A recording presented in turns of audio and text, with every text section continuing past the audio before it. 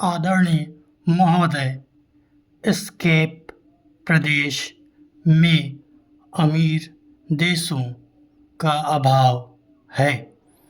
अधिकांश देश गरीब हैं और वहाँ लोग गरीबी की रेखा से नीचे रहते हैं। हमारे लोगों के लिए विकास कार्यक्रमों की कोई सार्थकता तभी हो सकती है जब वे उनकी गरीबी दूर करने के लिए सीधे योग दें।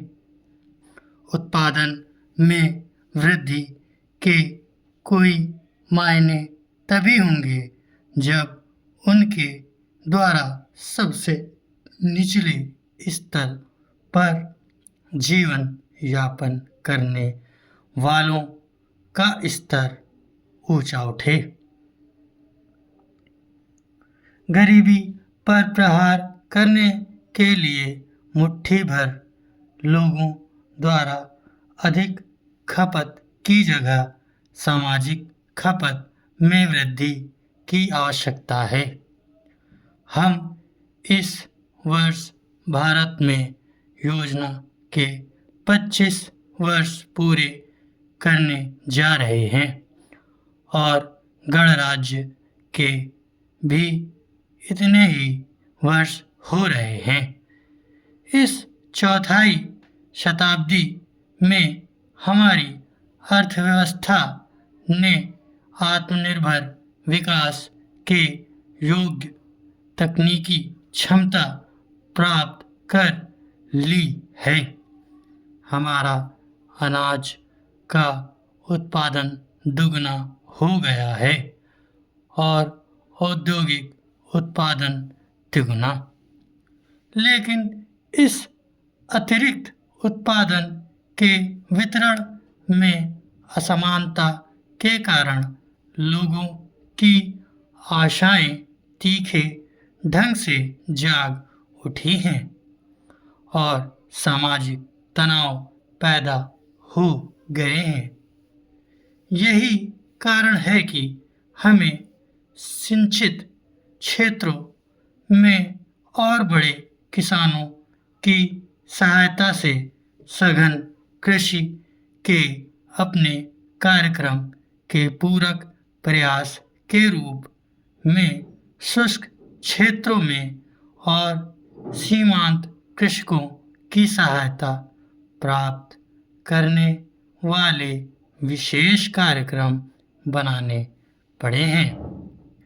हाल के दशकों के अनुभव से विकास और सामाजिक न्याय में संतुलन बनाए रखने का महत्व उजागर हो गया है।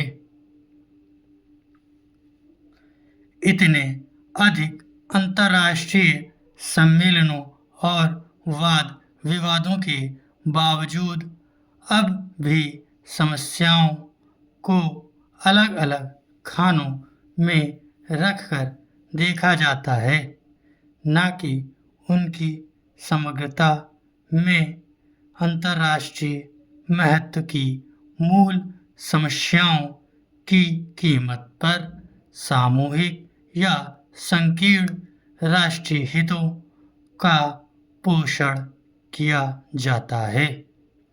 मुझे अभी हाल में ऊर्जा संबंधी एक अद्भुत और व्यापक अध्ययन को देखने का मौका मिला है, जिसे अमेरिका की एक टोली ने इस आधार पर किया है कि धरती उसके ऊर्जा के स्रोत तथा धरती पर मौजूद प्रत्येक वस्तु एक ही कार्यात्मक इकाई और उसे किसी भी उद्देश्य के लिए इस समग्रता की दृष्टि से देखा जाना चाहिए।